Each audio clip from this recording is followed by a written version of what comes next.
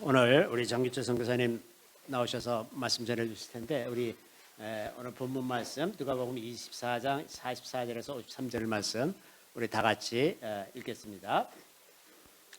또 이르시되 내가 너희와 함께 있을 때에 너희에게 말한 바 곧 모세의 율법과 선지자의 글과 시편에 나를 가리켜 기록된 모든 것이 이루어져야 하리라 한 말이 이것이라 하시고 이에 그들의 마음을 열어 성경을 깨닫게 하시고 또 이르시되 이같이 그리스도가 고난을 받고 제3일에 죽은 자 가운데서 살아날 것과 또 그의 이름으로 죄사함을 받게 하는 회개가 예루살렘에서 시작하여 모든 족속에게 전파될 것이 기록되었으니 너희는 이 모든 일의 증인이라. 볼지어다 내가 내 아버지께서 약속하신 것을 너희에게 보내리니 너희는 위로부터 능력으로 입혀질 때까지 이 성에 머물라 하시니라. 예수께서 그들을 데리고 베다니 앞까지 나가사 손을 들어 그들에게 축복하시더니 축복하실 때에 그들을 떠나 하늘로 올려주시니 그들이 그에게 경배하고 큰 기쁨으로 예루살렘에 돌아가 늘 성전에서 하나님을 찬송하니라. 아멘. 오늘 이 말씀으로 하나님의 구속사역의 출발지와 중심지로서의 예루살렘에 대해서 이런 제목으로 정교수 선교사님 말씀 전해주시겠습니다. 나오실 때 우리가 오른손을 높이 들어서 할렐루야로 환영하겠습니다. 할렐루야.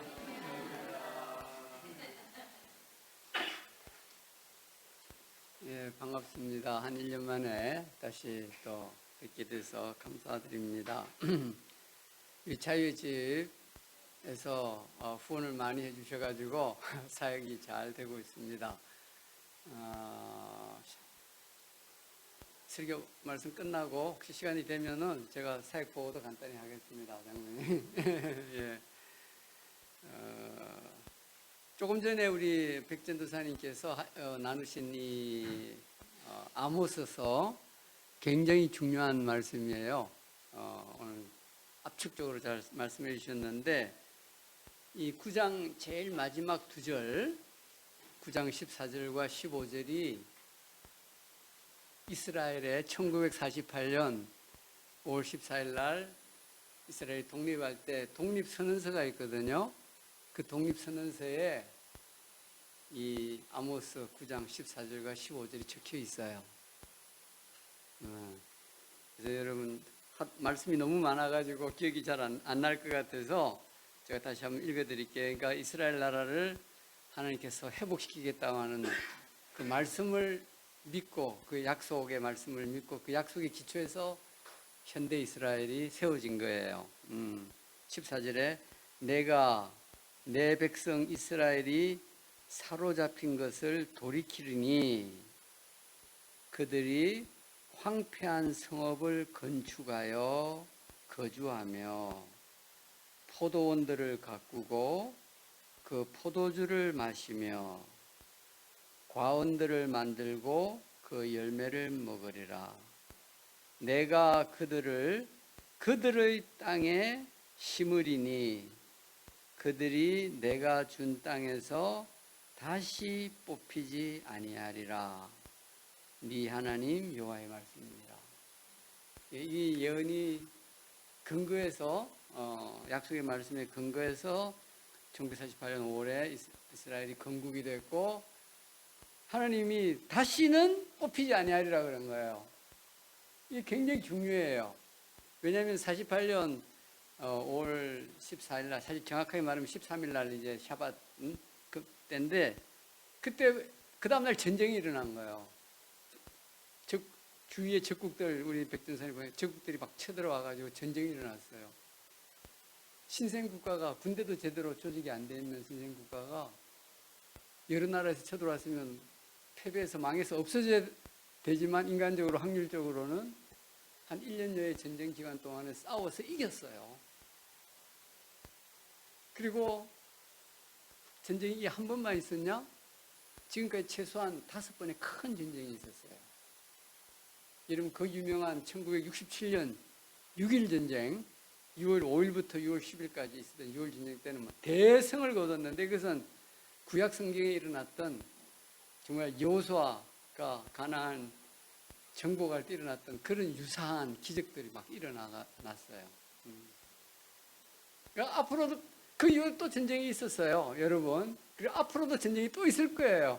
그렇지만 이스라엘은 어떻게 될까요? 뽑혀서 없어질까요?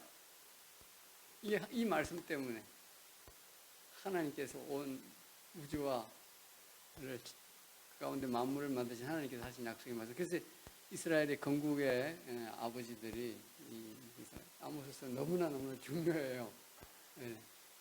하나님이 심판하셨지만 그들의 죄 때문에 심판하셨지만 그러나 그들의 조상 아브라함과 이삭과 야곱과 다윗에게 약속한 그 약속의 말씀을 드디어 때가 되면 1948년도에 지키시고 나라를 세우셨어요.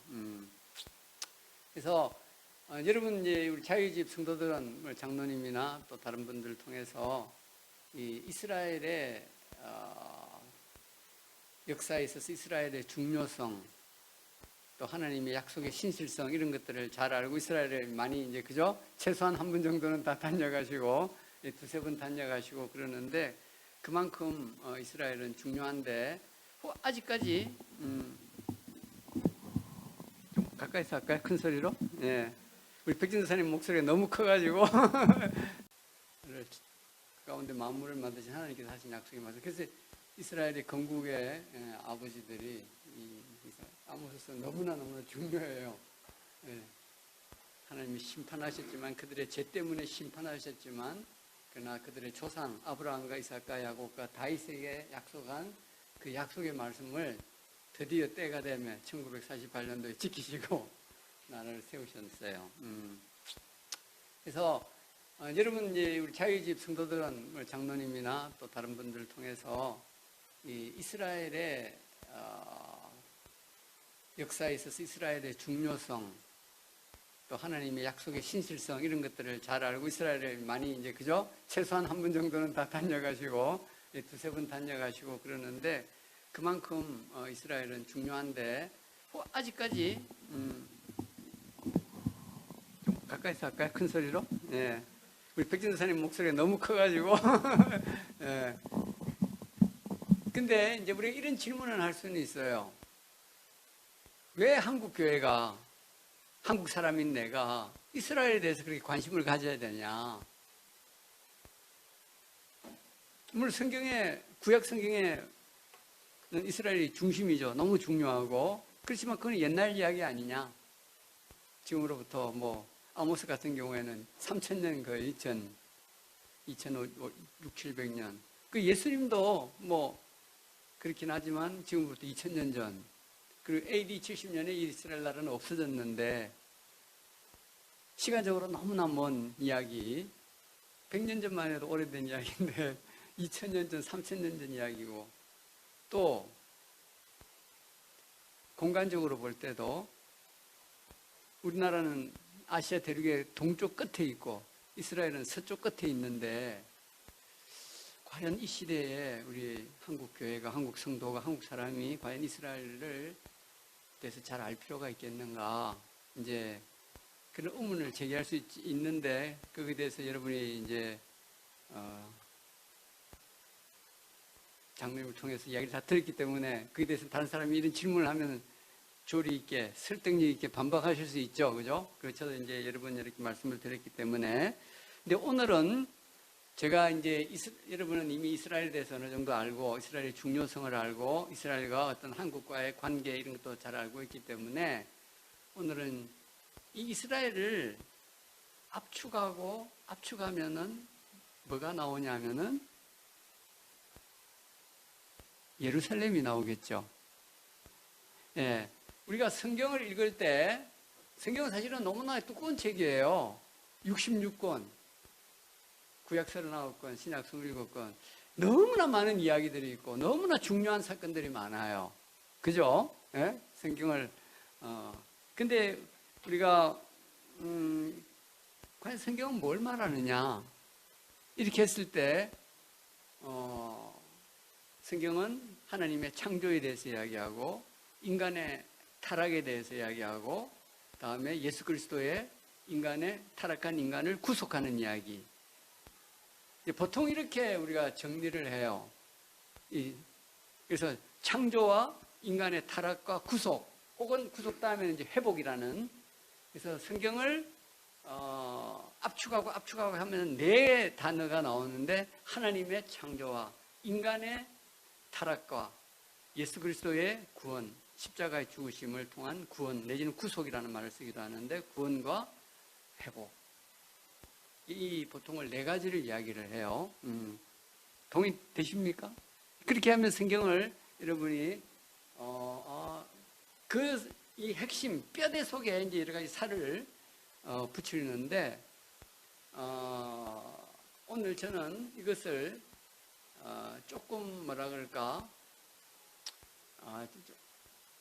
약간은 다른 관점이라 해서 보면은 우리가 이런 이 역사 하나님이 천지를 창조하시고 인간이 타락하고 창세기 3장에 그리고 이제 이스라엘을 통한 하나님의 구원의 역사와 마침내 사실은 예수님은 유대인이죠, 그죠? 유대인 이스라엘을 대표하는 이 예수님이 인간의 구원, 죄지은 인간을 위해서 당신의 피를 흘리고 몸을 찢으셔서 십자가에서 돌아가심으로 희생 제물이 되심으로 하나님의 어린 양으로서 희생 제물이 되심으로 우리가 그것을 믿는 자마다 죄 용서함을 받고 또 더 나아가서 이제 우리 인간의 문제가 해결되고 나중에는 에덴 동산을 회복하게 되는 하나님의 첫 창조의 핵심이 근데 이제 우리가 이런 과정에 있어서 하나님의 마음에 이 창조의 클라이맥스는 뭐냐면은 사람이에요. 그죠? 아담과 하와를 만드시는 것이 하나님의 1차 창조의 목적이에요. 첫째 날 빛이 있으라. 그리고 둘째 날 궁창이 있으라. 그래서 궁창 아래의 물과 궁창 위의 물로 나누고 이렇게 이제 단계를 밟아 가시는데 하실 때마다 하나님께서 좋았더라. 둘째 날은 좋았더라는 말은 없어요. 그러나 이제 다른 날은 좋았더라 했는데 마지막으로 하나님께서 사람을 만드셨을 때는 그것이 목적이었기 때문에 보시기에 심히 좋았더라라고 그랬어요. 하나님이 너무나 좋았던 거예요. 사람을 만들 당신의 그 마음에 있던 것들을 착착착 하는데 드디어 클라이맥스에 너무나 이제 좋았는데 이 하나님이 왜냐면 당신의 형상을 따라서 만들어졌잖아요. 그죠? 인간들이. 예? 그러니까 거꾸로 말하면 하나님은 우리의 형상하고 닮았어요. 예.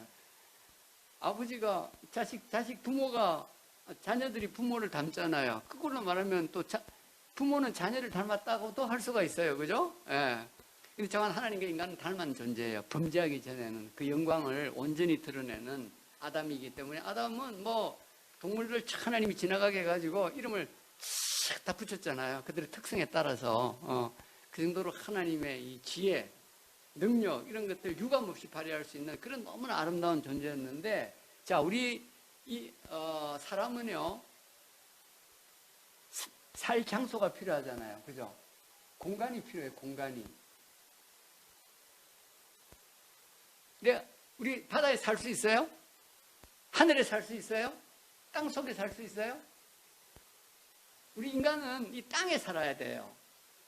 잠시 동안 하늘에 살 수도 있을 수도 있고 물에 살 수도 있지만 그건 사는 게 아니죠. 그냥 잠시 갔다 나오는 건데 우리 인간은 땅에 살아야 돼요. 그래서 우리가 성경을 이제 이 하나님의 형상대로 만드는 이 인간에 대해서 하나님의 사랑을 표현하는 방법이 뭐냐면 이 인간이 가장 쾌적하게 행복하게 의미 있게 살 수 있는 그걸 하나님께서 여러 가지 생각하신 건데 그래서 하나님께서 인간을 만드시고 나서 그 다음에 만드신 것이 뭐예요?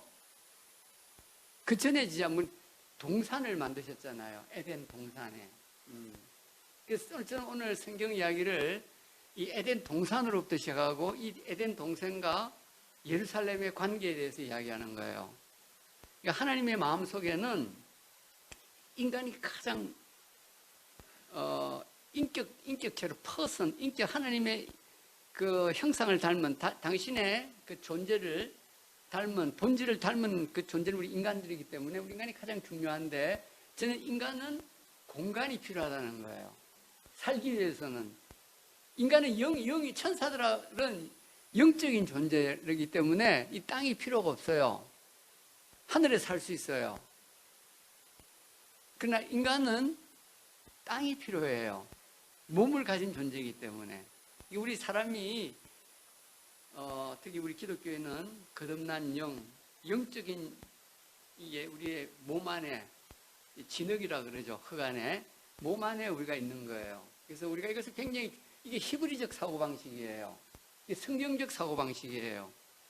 잘못하면 헬라적인 사고방식은 이원론이 잘못된 이원론은 뭐냐면은 영은 선하고 육은 악하다, 몸은 악하다 그런 생각들이 많았어요. 하늘은 신령하고 땅은 악하다. 잘못된 이원론이에요. 근데 히브리적 사고방식은 구분은 하되 통합적으로 생각하고 땅도 거룩하고 몸도 거룩하고 선한 것이다. 이게 기본이에요. 다만 죄가 들어오기 전에 죄가 들어옴으로써 땅이 더럽혀지고 우리 인간이 악해지는 것이지 근본적으로 하는 이 땅 자체가 육체 자체가 몸 자체가 악한 건 아니에요. 그 사고방식을 갖는 게 굉장히 중요해요. 그래서 우리 기독교에는 영과 몸을 아울러 우리가 거룩하게 지켜야 돼요. 근데 성경에 책 1장 1절은 하나님이 태초에 하나님이 하늘과 땅 천지를 창조하시느라 그랬죠. 근데 히브리어 원어나 영어를 보면 단수와 복수를 사용하고 있어요. 하늘은 복수로 되어 있어요. 하늘들과 땅을 창조하셨어요. 땅은 단수예요. 희귀성으로 따지면 많은 게 희귀해요, 적은 게 희귀해요. 딱 하나만 있는 게 희귀하잖아요. 우리 자식 하나만 있는 거하고 자식 10명 있는 거. 양으로야 10명 있는 게 좋지만 희귀성으로 따지면 우리 독자 하나님 그냥 오기야 금이야 그냥 날라가. 그것처럼 하나님은 땅은 딱 하나만 만드셨다고요. 지구는. 우리 인간이 살기 위한 땅을 하나님께서 만드셨어요. 우리 구약 성경의 제일 마지막에 보면 말라기서가 있잖아요. 그 말라기서에 재밌는 구절이 하나 있어요. 하나님께서는 영이 유효하시거늘 왜 하나만 만드셨느냐 그런 표현이 있어요. 이는 경건한 자손을 만들기 위함이다 그런 말이 있거든요. 그러니까 하나님의 그 마음에 이 하나가 있어요. 전체도 있고 여러 개도 있지만 줄이면 딱 하나만. 우리 국가 대표 선수로 한 명만 나갈 수 있다 그러면은 여러 사람들 막 시합시켜가지고 제일 잘하는 사람 하나만 딱 내보내잖아요. 그죠? 그처럼 하나님께서 이 하늘들과 땅을 만드셨는데 이 땅 하나를 만드셨는데 이 땅 하나 중에서도 하나님께서 그 마음에 가장 눈동자같이 생각하는 가장 소중하게 여기는 땅의 부분이 있다는 거예요. 이 지구 중에서. 그게 에덴 동산이고 어떻게 보면 지금 이스라엘이에요. 그리고 그 이스라엘의 수도는 예루살렘이잖아요. 그래서 예루살렘이 하나님 마음은 우리 인간을 창조하기 전부터 땅을 창조하실 때 이 예루살렘이 그 마음에 있었어요. 에스겔서에 보면은 이 세상 중앙이라는 표현이 나오거든요. 세상 중앙이라는 표현이 뭐냐면 그 세상 중앙이 바로 예루살렘이에요. 우리 한반도의 중앙, 배꼽이 양구죠. 우리 장로님 네 분하고 우리 또 몇 분들이 거기 가서 양구가 한반도의 배꼽이기 때문에 중앙이기 때문에 기도하는데 굉장히 의미 있다고 봐요. 근데 이 예루살렘은 지금은 최근에 이제 이런 이야기들이 많이 나와요. 에덴 동산에는 우리가 지금 노아 홍수 이후에 지각 변동이 많이 일어났기 때문에 정확한 위치를 아무도 몰라요. 근데 그것을 어디냐를 대충 추정할 수 있는 단서라 그럴까요? 그게 강이 네 개의 강이 하나가 있었다가 4개의 강으로 나눠졌다 그러면서 4개의 강 이름이 나오죠. 여러분 유프라테스 강은 다 아실 거예요. 십대겔강, 또 기온강, 비송강 이렇게 4개의 강이 나오는데 우리가 유프라테스 강 하면은 여러분 대부분 저 이라크에 있는 티그리스 강과 유프라테스 강 그걸 생각하죠. 근데 사실은 예루살렘에 가까운데 유프라테스 강이 있어요. 예레미야서에 보면은 여호와 하나님께서 예레미야에게 배에다가 글을 써가지고 유프라테스 강에 가가지고 바위 틈에 흐르는 바위 그 물에 담궈 놓으라 그런 표현이 있어요. 근데 그 구절은 좀 이상해요. 지금의 이라크 티그리스 유프라테스 근까지 갔다 왔다고 생각할 수가 없어요. 하나님께서 며칠 만에 왔다 가야 되는데 그 당시에 뭐 말 타고 가도 몇 달은 걸릴 텐데 왔다 갔다 하는데, 근데 이스라엘은 프라시라고 하는 말이 있고 원래 히브리어는 프라시예요. 근데 영어로 번역하는 과정에서 이게 유프라테스라고 번역이 되어 있어요. 프라다 앞에 유를 붙였는데 유는 좋다라는 뜻인데, 저는 이스라엘에 오신 분들 중에서 그 프라 그 강에 오신 분 있으세요? 예. 이게 프라시에 최소한 두 개가 예루살렘에서 가까운 데 있어요. 유프라테스 강하고 또 뭐가요? 기혼강, 기혼샘. 예루살렘에 뭐 기혼샘이 있잖아요. 그죠? 예. 기혼샘에 그 히스기야 터널에 오신 분이 있죠. 예, 기혼샘. 그러니까 네 개의 강 중에서 최소한 두 개는 예루살렘하고 관련이 있는 거예요. 그리고 특별히 하나 기혼강은 예루살렘 지금도 있는 거예요. 하나님의 마음은 처음부터 이 예루살렘에 이 지구의 이 우주 중에서는 지구가 제일 중요하고, 왜냐하면 사건에 사람이 살기 때문에. 근데 사람이 어디 살 거냐? 하나님께 처음에 이 에덴 동산에 사는데, 이 에덴 동산은 안에 아니면 예루살렘이 있는 거예요.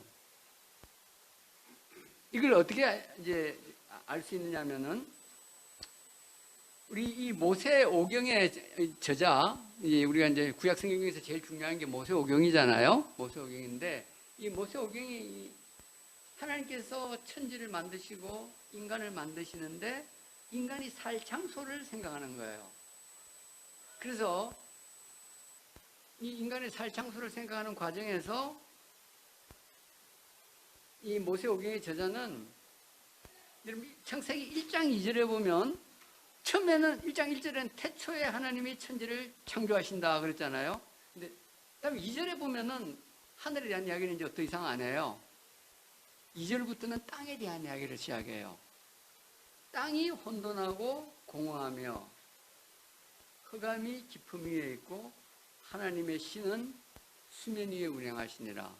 1장 2절부터는 땅에 대한 얘기가 쭉 나오는데, 땅이 처음에는 혼돈하고 공허했다고 되어 있어요. 혼돈하다고 하는 것은 질서가 없다는 이야기죠. 그죠? 공허하다는 것은 형체가 없다는 이야기예요. 그러니까 이런 데서는 인간이 살 수가 없어요.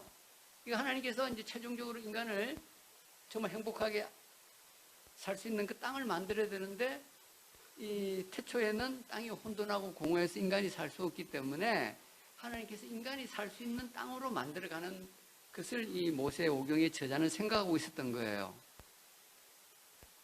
그래서 땅이 혼돈하고 공허하다는 다른 말로 말하면 인간이 살 수 없는 땅이다, 그런 말이에요. 모세 오경에서는.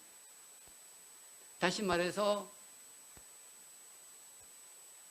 광야라든지 또 뭐 강이 없는 곳이라든지 이제 인간이 살 수 없는 그런 땅을 하나님께서 인간이 살 수 있는 땅으로 만드는 과정으로, 지금 여러분이 창세기를 보시면 참 좋아요. 창세기 1장에는 그 땅에 대한 이야기가 계속 나와요. 그래서 인간도 몸은 땅의 흙에서 진흙에서 우리 몸이 만들어지는 거예요. 왜냐하면 우리가 땅에서 살아야 되기 때문에. 근데 이 땅이 내려가는 과정에서 이제 이스라엘 백성들은 어디에 살게 돼요? 이스라엘이 이 모세 오경의 저자가 이스라엘 백성들에게 주고자 하는 메시지는 뭐냐면은, 너희들은 앞으로 젖과 꿀이 흐르는 땅에서 살 것이다. 그죠? 이 모세 오경은 근본적으로 이스라엘 사람들이 이 민족적으로 가나안 땅에 젖과 흐르는 땅이 살기 전에 어디 살았냐면은 이집트에서 노예살이를 했어요.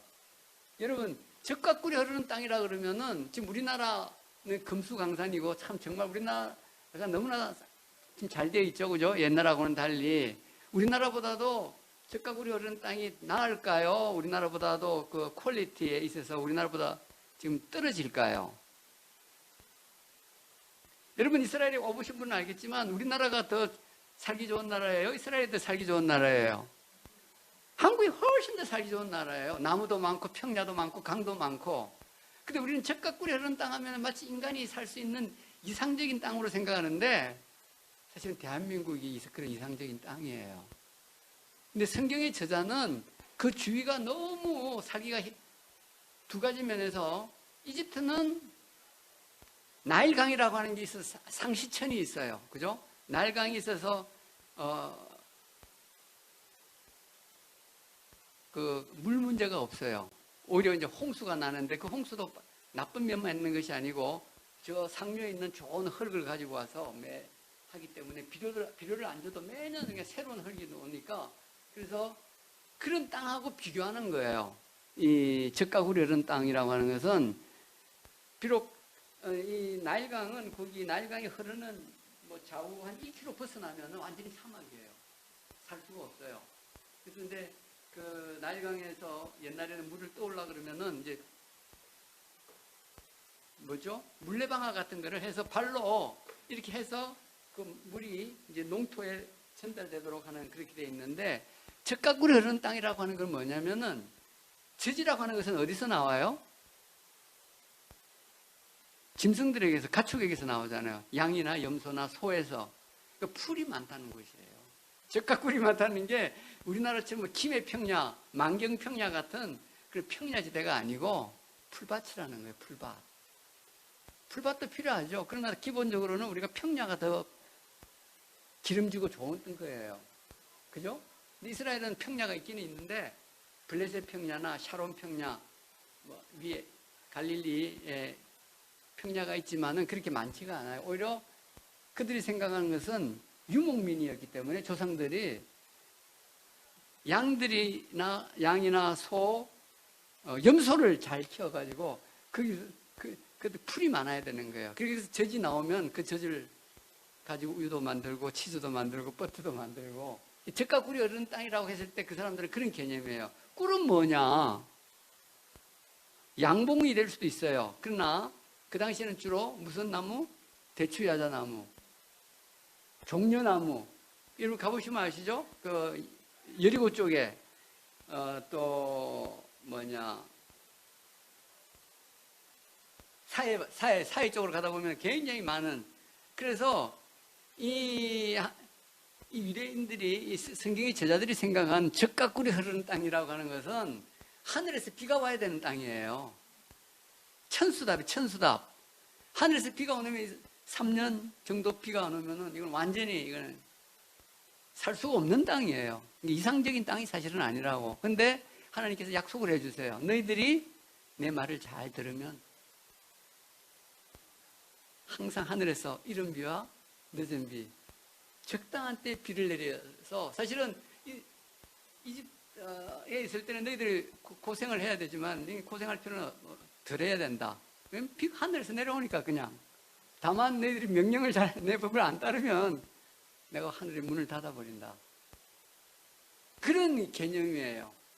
자, 그래서 이 땅이라고 하는 개념이 이제 젖과 꿀이 땅이라는 그런 개념인데 하나님께서 이스라엘 백성들에게 이제 그런 물리적으로는 이런 땅을 주시는데 이 물리적인 땅 안에서 하나님께서 인간이 범죄를 했기 때문에 영적인 문제를 우리 인간이 사실 불행한 거는 우리가 뭐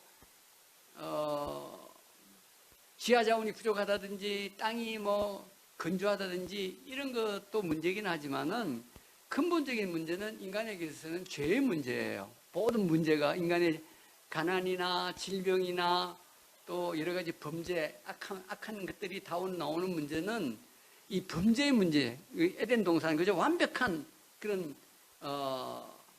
생존 조건, 그런 생활 환경을 갖춘 거기에서도 인간이 범죄를 했기 때문에 아무리 좋은 데 갖다 놔도 인간이 마음이 새로워지면, 영이 새로워지면 하나님과의 올바른 관계를 맺지 않으면은 아무 소용이 없는 거예요. 아무리 육체적으로, 물리적으로 좋은 장소를 하나님께 제공해 준다 하더라도. 그렇기 때문에 우리 인간의 범죄의 문제를 처리해야 되는데 범죄의 문제를 처리하는 장소도 하나님께서 아무데나 하는 게 아니고 어디라는 거예요?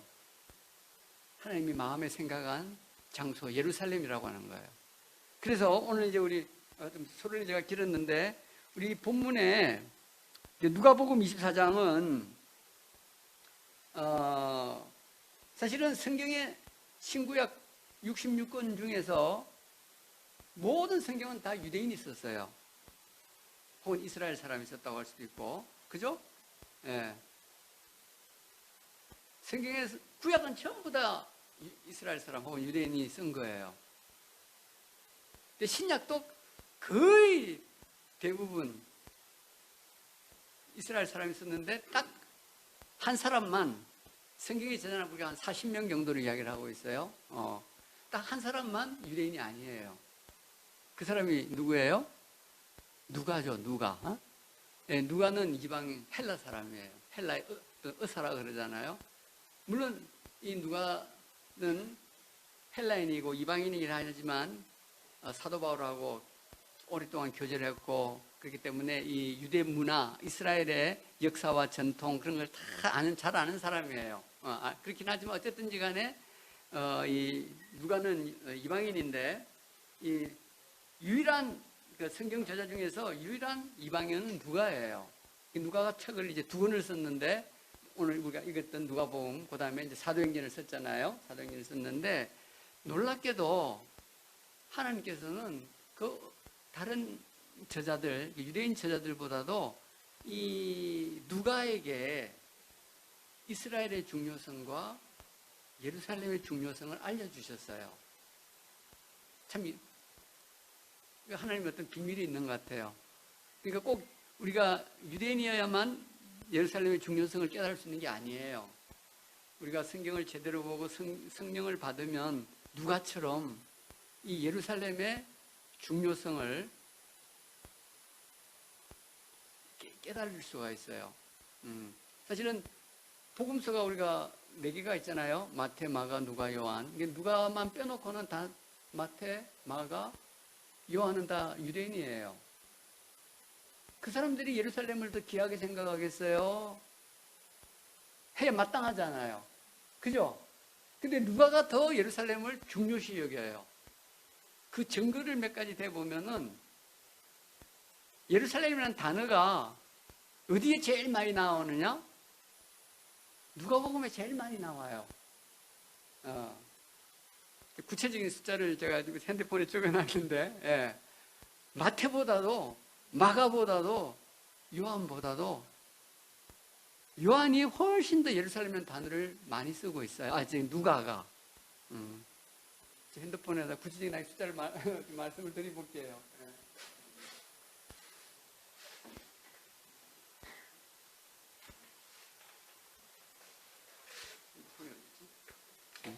그냥 그래요.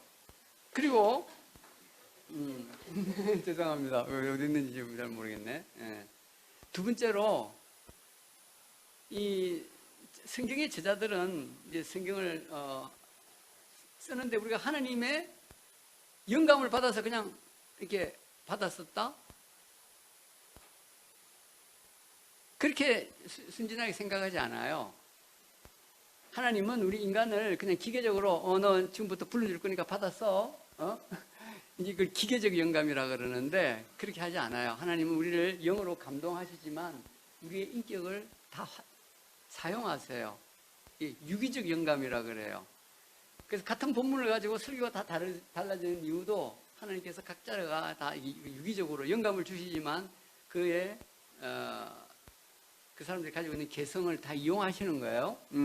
근데 마태는 마태대로 그 복음서를 쓰는 어떤 그런 데 있어서 감동이 있고 나름대로 구조가 있는데 이 누가는 예루살렘이 항상 중심에 있어요.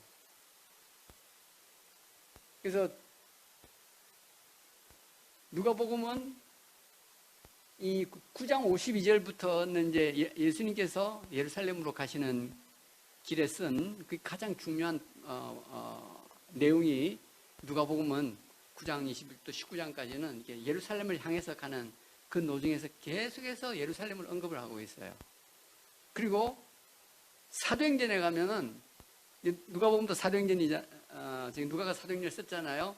1차, 2차, 3차 전도여행, 4차는 로마로 예수의 몸으로 가는 건데 사도 바울이 1차 전도여행을 끝나고 안디옥에서 시작해가지고 쫙 전도여행하고 나서 어디로 가느냐? 예루살렘에 들려요. 2차 전도여행을 했을 때도 예루살렘에 들려요. 3차 전도여행이 끝나도 예루살렘에 들려요. 항상 어디를 가든지 이 예루살렘을 언급을 하고 가고 있어요. 여러분이 성경을 읽을 때 특히 누가복음과 사도행전을 볼 때는 이제 그렇게 해야 되는데 그 증거 중에 이제 오늘 제가 하나를 들었죠. 우리 누가복음 24장에 보면은 이런 말씀 있잖아요. 47절에 그의 이름으로 죄 사함을 받게 하는 회개가 어디서 시작합니까? 예루살렘에서 시작하여. 사실은 예수님의 12제자들은 고향이 대부분 어디예요? 갈릴리, 벳세다, 이스라엘의 북쪽이에요. 뭐 베들레헴에서는 예수님만 태어나지 제자들은 아무도 베들레헴에서 안 부른 것 같아.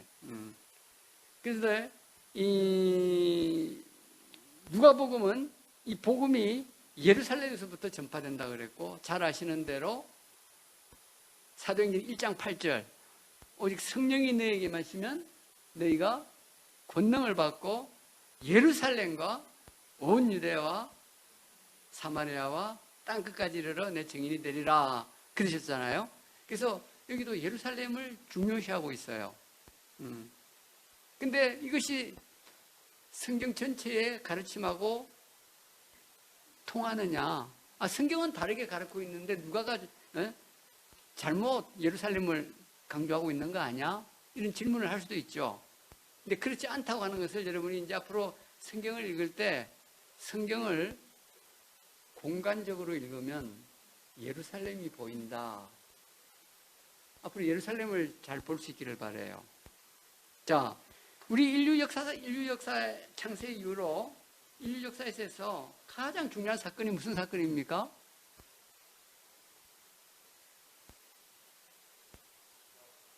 네, 예수님께서 십자가에서 우리 죄를 담당하시고 죽으시고, 그죠? 장사 지낸 바 되었다가 3일 만에 부활하신 그것이 인류 역사상에서 가장 중요한 사건이에요. 사건의 내용으로 보면, 근데 저는 지금 공간, 장소를 지금 오늘은 이야기하는 거예요. 그것이 일어난 장소가 어디예요? 예루살렘이죠. 예루살렘의 골고다. 그러니까 하나님의 마음은 딱 이 지구상에서 한 장소만 고르라 그러면 그 예루살렘인 거예요. 인간의 그동안 엄청난 여러 가지 역사들이 많이 일어났지만 가장 중요한 사건이 일어난 장소는 바로 예루살렘이라는 거예요. 근데 하나님께서 이 중요한 사건을 그냥 아무 생각 없이 하신 것이 아니고 인간을 창조할 때부터 인간이 범죄할 것을 아시고 인간을 구원하실 것을 그런 생각을 다 가지고 계신 분께서 내가 장소는 어디로 하지? 시간은 언제로 하지? 항상 사건이라고 하는 건 그렇잖아요. 주인공이 있으면 언제, 어디서, 그죠? 어떤 내용으로 이제 이런 것이 있는데, 제가 오늘 이제 장소에 제가 포커스를 맞추는데, 장소에 있어서는 예루살렘이 중요한데, 하나님께서 이것을 구약에서 미리 보이셨을까요? 안 보였을까요? 그냥 어쩌다가 그냥 예루살렘으로 정하신 걸까요?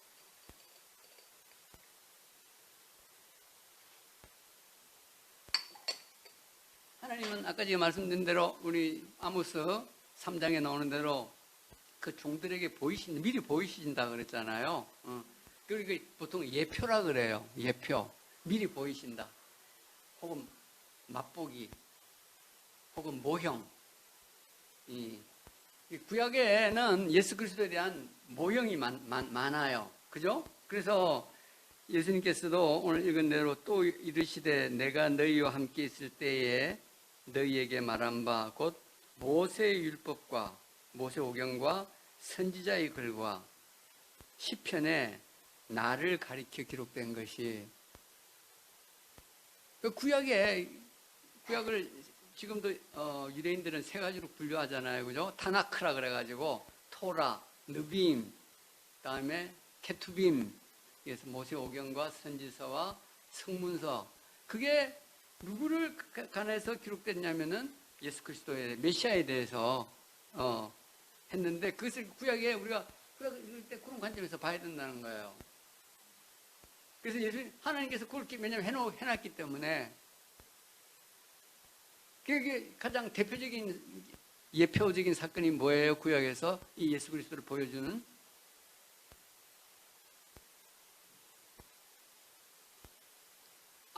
하나님께서 아브라함에게 네 사랑하는 아들, 내 독자 이삭을 어디서 갖다 바치라 그랬어요? 내가 네게 보여주는 땅으로. 그게 어디예요? 그 예루살렘의 모리아산이잖아요. 창세기 22장에.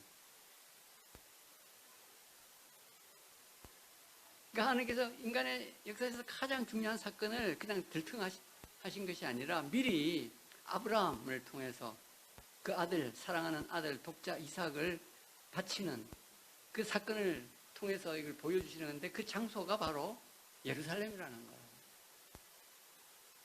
더 거슬러 올라갈 수도 있지만 우리가 살레망 멜기세덱, 그죠? 아브라함이 전쟁에서 이기고 돌아왔을 때 멜기세덱에게 11조를 바치잖아요. 그 장소가 어디예요?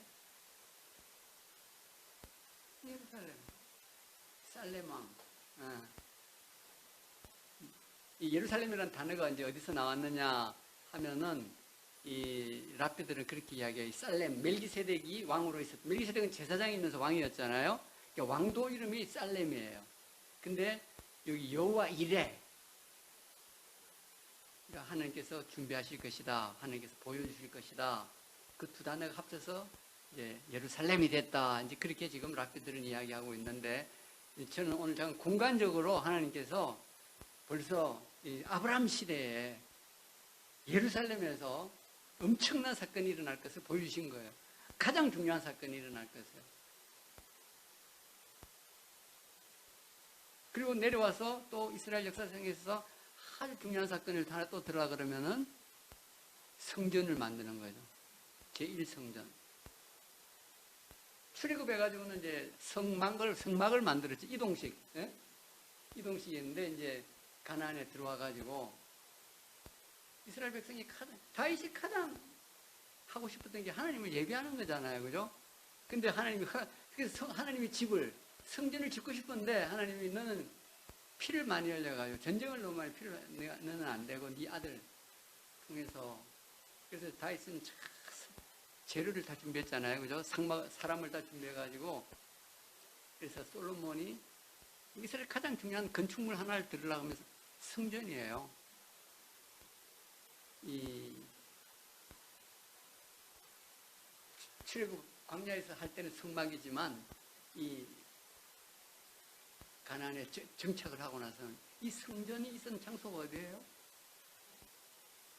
이 성전을 베들레헴에 짓는다든지 저기 또 어디냐 다른 데 지으면 그 가치가 있어요, 없어요? 전혀 없지는 않겠지. 아까 말한 당하고 베델에 지었잖아요. 여로보암이 솔로몬이 죽고 나서 범죄하고 나서 하나님께서 10지파를 떼내가지고 여로보암에게 하니까 그 예루살렘 성전을 대체할 짝퉁 성전을 다나하고 부엘세바에 지었단 말이에요. 그거는 정치적 목적 때문에 그랬잖아요. 하나님이 안 받으셔 그 예배는. 성전은 하나님께서 딱 정하는 장소가 있고 예루살렘에 있는 성전에서 제사를 드려야 받으시는 거예요. 물론 그 말이 내가 우리 다른 데서 다른 교회 가서 예배드려야 된다 그 말은 아닌데 옛날에는 그랬다는 거야. 예루살렘 성전에 있어야 하나님이 인정하는 성전이 되는 거예요. 그게 하나님의 마음이 있으니까. 이렇게 예루살렘이 중요해요. 그리고 가장 중요한 예수님께서 돌아가신 곳이 예루살렘에서 돌아갔어요. 당신이 태어난 베들레헴도 아니고 당신이 자라난 나사렛도 아니고 가장 사역을 많이 했던 가버나움도 아니고 예루살렘에서 돌아가셨어요. 이게 하나님의 아버지의 마음이니까.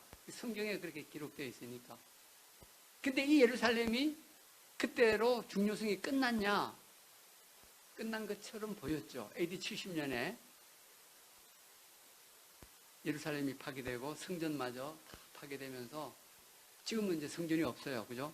예, 제2성 없는데 그럼 예루살렘 끝나고 이스라엘도 끝난 거냐? 그게 이제 그렇게 보였죠. 지난 한 1900년 동안. 그죠? 1900년 동안 그래 보이는 하나님의 때가 되면 1948년도에 그렇게 이제 독립을 시켰고, 아모스 9장에 있는 말씀, 또 기타 여러 가지 말씀이 있지만은, 자, 그러면 이것으로 끝이냐? 앞으로 예루살렘에서 어떤 일이 일어난다고 성경이 이야기하고 있어요?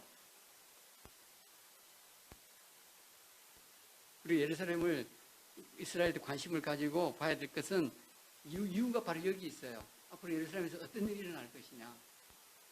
우리하고 관계가 있기 때문에, 특히 믿는 자들하고, 믿지 않는 자들하고도 관계가 있지만, 네? 우리 믿는 자들에게는 특별히 이스라엘과 예루살렘은 깊은 관계가 있어요. 앞으로 이 예루살렘이, 이스라엘이 지금 이제 최근에 굉장히 이스라엘이 어려움을 겪고 있어요. 정세가 막 불안해요. 이 외국의 이제 이란이나 뭐 시리아, 레바논 이제 이런 나라들 외에 지금 이제 뭐 사우디라든지, 근데 문제는 지금 이스라엘 내가 막, 여러분 아실지 모르겠는데 내분이 지금 일어나고 있어요. 이스라엘 내분이 어떻게 보면 심하게 말하면 내전으로까지도 나갈 수 있는. 이 네타냐후 총리가 재집권했잖아요, 그죠? 작년에 해가지고. 근데 이 우파 종교당 극우파들하고 연합을 하면서 나름대로 이제 유대교를 너무 강화하다 보니까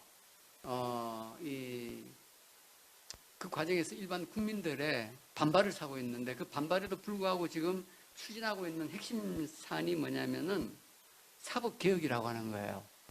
지금 이스라엘은 모든 판사들이 다 진보파예요. 현 정권하고, 예.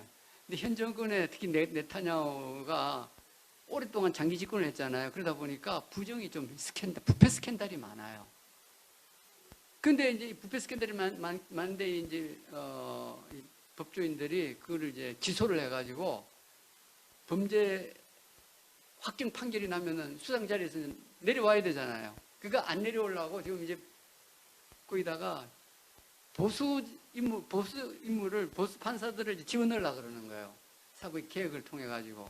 그리고 대법원에서 판결을 내려도 국회에서 그거를 부인할 수 있는 그런 법을 지금 사법개혁을 추진하는 거예요. 그동안은 상권 분립이 있어가지고, 우리나라 이상으로 이스라엘은 이 대법원이 있어서 행정부를 견제할 수 있었거든요. 근데 지금은 행정부가 의회 중심이니까 국회가 크네세트라 그러죠. 의회가 대법원 판결마저도 무력화시킬 수 있는 그런 조치를 크게 보면 두 가지. 하나는 보수파 판사들이 지금 사실 하긴 너무해요. 진보파 판사들은 다 되어 있으니까 판결이 이 보수파 우파들에게는 불리한 거예요. 그래서 이제 그래서 지금 뭐 너무 심하게 국방부 장관도 이렇게 이 데모에 누구까지 동참을 하느냐면은 퇴역 군인들. 여러분 아시는 대로 이스라엘은 퇴역 군인들이 너무 중요해요. 왜냐면 이 사람들이 1년에 40일간인가 동훈훈련을 해요.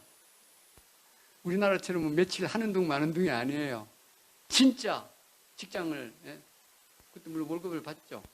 유급휴가를 받아가지고 한 40일 정도 진짜 하는데, 이 사람들은 현재 군인들 20대 초반 신兵들 하고는 실력이 다르죠. 역전의 용사들 아닙니까?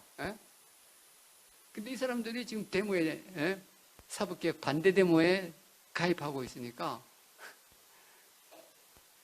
지금 벵구리온 공항까지 막 지금 27주째인가 지금 매주 데모를 하고 있어요. 그래서 지금 이스라엘이 굉장히 정세적으로 불안한데, 이제 하나님께서 그런 걸 통해서 이제 더 아마 이스라엘을 겸손하게 하시고 믿는 자들을 더 많이 돌아오게 하시려고 하는 이제 그런 것이 있을 텐데, 어쨌든 저는 앞으로 성경을 이제 보면 여러 나라들이 이스라엘을 쳐들어가고 공격하는 거로, 물론 어떻게 해석하느냐에 따라지만 에스겔서나 다음에 이제 스가랴서 이런 거 보면 이스라엘은 앞으로 최소한 2번의 큰 전쟁을 치르게 될 거예요. 지금은 사실은 이스라엘은 건국 이래 최대의 이제 호황을 누리고 있어요. 정말 예루살렘에 와 보면 매년 다르게 그냥 집들이 들어서고 막 공사가 얼마나 많이 진행되고 있는지 몰라요. 근데 하나님께서 지금 번영을 허락하고 계신데, 이들이 경제적으로 잘 살게 되면 하나님께 겸손하게 하나님을 찾아야 되는데, 전 세계의 모든 역사가 등 따시고 배부르면은 하나님을 떠나게 돼 있어요. 이런 하나님께서 사랑하시기 때문에 이스라엘을 또 항상 하나님께서 외적을 통해서 공격을 해서 이스라엘이 회개하고 돌아오게 하는데, 저는 최소한 2번의 더 큰 전쟁을 통해서 이스라엘이 이제 어려움을 당하고 그럴까 보고, 제가 그 핵심은 이 예루살렘이에요. 이스라엘을 공격하는 것은 결국은 예루살렘을 공격하려고 하는 것이고, 예루살렘에 지금 또 이스라엘의 일부 종교인들은 거기다가 제3성전을 지으려고, 여러분 아신 대로 모든 준비는 다 끝났잖아요. 부지만 아직 확보를 못하고 있어서 공사를 시작을 하지 못하고 있는 뿐인데, 그 과정에서 여러 가지 분란의 분쟁의 그런 여지가 굉장히 많은데, 그래서 근데 이 예루살렘에서 하나님께서 이 천년왕국의 수도도 예루살렘이 천년왕국의 수도가 되는 거예요. 여러분들은 다 그걸 믿죠? 이 메시아가 다스리는 이 메시아 왕국이 1000년 동안 이 지상에서 예루살렘이 전 세계의 수도로서 예수님께서 왕 중의 왕으로서 다스리는 물리적인 장소. 근데 많은 사람들은 그걸 안 믿어요. 특히 머리 좋은 우리 신학자들은. 그렇지만 여러분들은 우리 성경을 그냥 문자 그대로 믿으면 예수님께서 왕 중의 왕으로서 1000년 동안 다스리는 그 장소도 예수님의 왕궁이 있는 곳이 예루살렘이에요. 그리고 성경은 뭐로 끝납니까? 요한계시록에 하나님께서 천년왕국이 끝나고 나면 새하늘과 새 땅을 만드시는데, 새하늘과 새 땅의 중심이 어디예요? 새 예루살렘이에요. 근데 이 새 예루살렘은 성경에 자세히 보면은요, 하늘에 있을까요? 땅에 있을까요? 하나님으로부터, 하나님의 보좌로부터 이 새 예루살렘이 땅에 내려온다고 되어 있어요. 이 새로워진 땅에.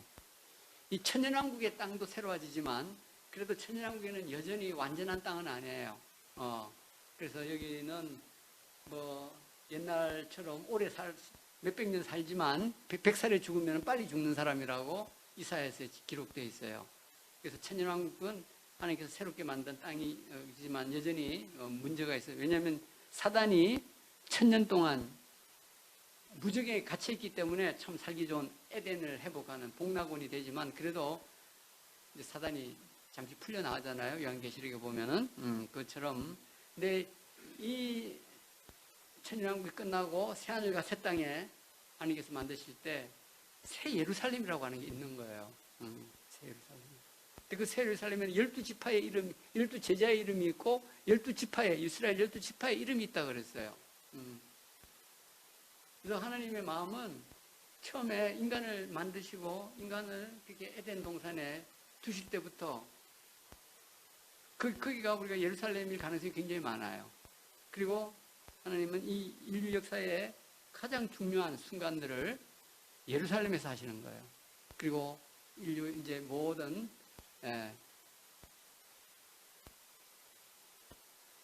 이 시대라 그럴까요? 인간 역사의 마지막에 또 중심지는 예루살렘. 물론 거기 이제 새 자가 붙죠. 새 예루살렘. 지금의 우리가 예루살렘은 그래서 이제 어떻게 생각하느냐? 지금의 예루살렘은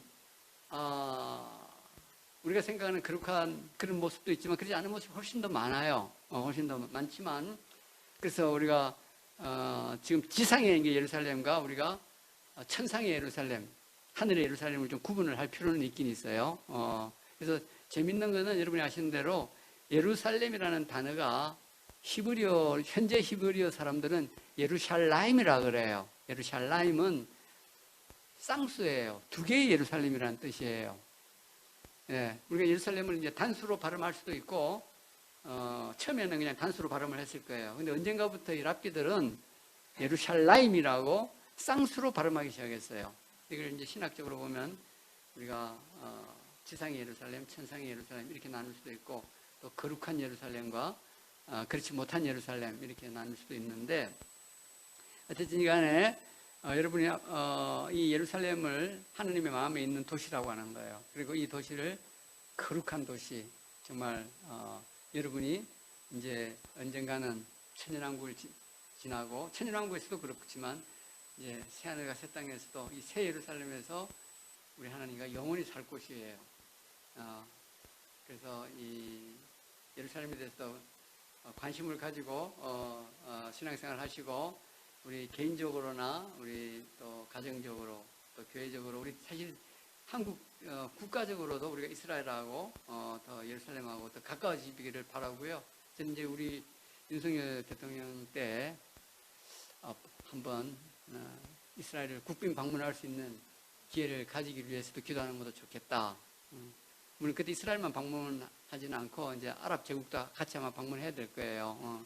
워낙 또 아랍 제국을 우리가 무시할 수 없고 균형 외교를 갖춰야 되기 때문에 우리가 이렇게 이스라엘, 특히 예루살렘을 평화를 위해서 기도하고 후원하고 이렇게 할 때 하나님께서 시편 122편에 있는 대로 예루살렘을 위하여 평안을 구하라. 예루살렘을 사랑하는 자는 형통하리로다. 그런 복을 누리는 개인과 가정과 교회가 되기를 예수님 이름으로 축원합니다. 기도하고 마치겠습니다.